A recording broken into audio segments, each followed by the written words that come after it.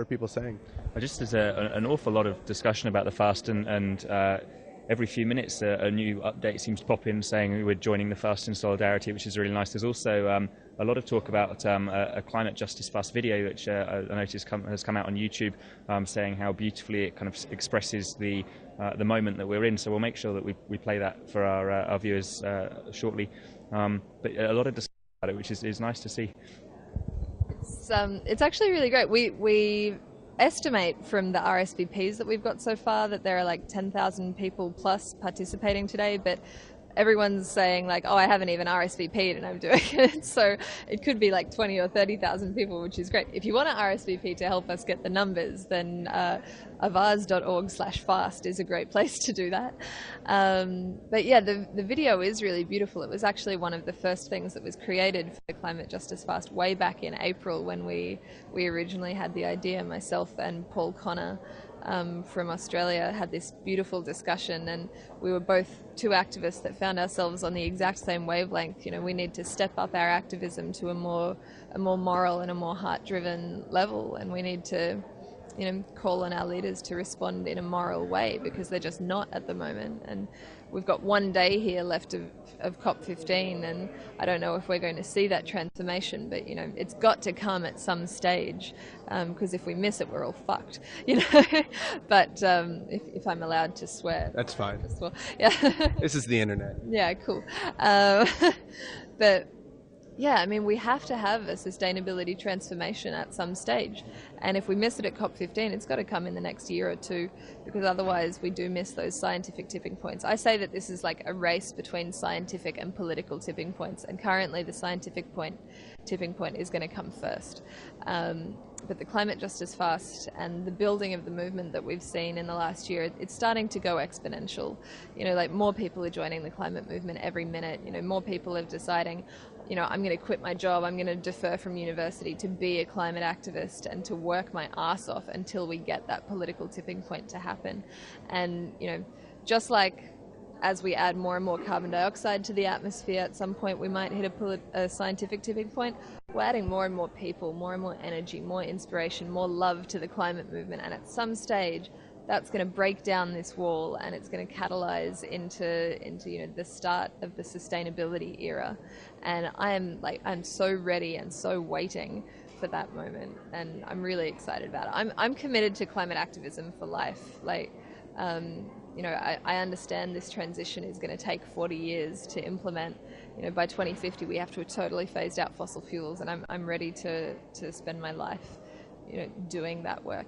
And I actually have, I don't know if I can show you, I will have to take off like 7 of my layers.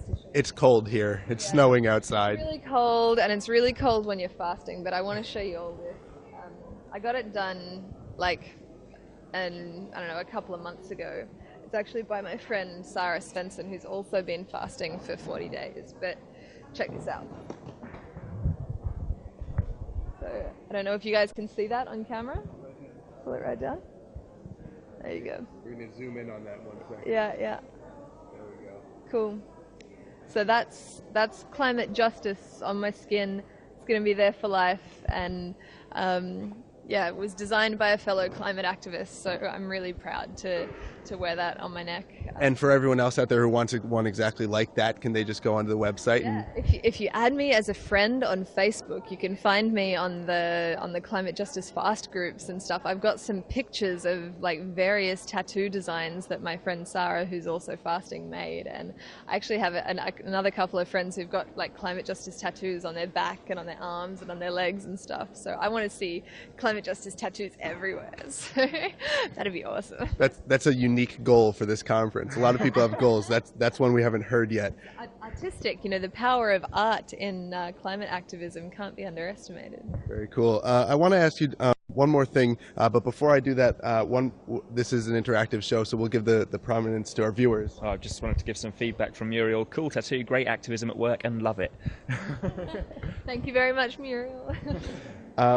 We were talking just before we went on air about what you've been doing here earlier today. You gave a press conference earlier talking about what you were doing, and we were talking earlier today about how this hall has been emptied out of NGOs. How has that impacted you and your work here? it's been a real pain. Like, I've been fasting for 42 days. I'm still feeling really full of energy and full of like life, and I'm able to think and stuff like that, but I'm the only person who's been allowed in from the whole Climate Justice Fast team today. And so what that has meant is that like I've had to work on my computer, I've had to print out my press releases, I've had to walk for 500 meters, which isn't heaps easy when you've been fasting for 42 days, and then I've had to like carry all of my equipment to the press conference room on my own, and after fasting for 42 days, it's a bit crap. Of the 1,000 youth who were registered at this conference, I think I was one of 12 who was allowed in today because I had this press conference. So the youth decided, okay, Anna can get in today. I don't even know if we can get in tomorrow at all, when the heads of state are here. But yeah, this whole hall is emptied out. On last week it was so vibrant and full of energy, and there were all of these people to meet and learn from. But yeah, I mean, it's totally dead today, and this is when the heads of state are here, and it's way too cold outside to have huge crowds protesting and things like that. And this whole conference center is so massive you wouldn't be able to hear them anyway. But it's snowing outside, and this is as close as people are allowed to get on the internet screens here. This is the best access that we've got. Well, we've heard that a lot of people are tuning in through our channel, so we appreciate that, and we're happy to be able to bring some of this conference to people who can't get in. We appreciate the work that you journalists do, like the journalists who are sort of on the activist side of things as well, to help make the conference more accessible to the public. Well, we have been covering the protests. Were you at a lot of the protests the last couple of days? Well, being on a fast, a lot of the protests do happen outside, which is a bit of a pain for me because that gets really cold. Like, I'm wearing 7 layers of clothing right now. So I haven't been able to participate too actively, but I'm fully supportive of all of the protests that are happening, and, people getting their voice out there.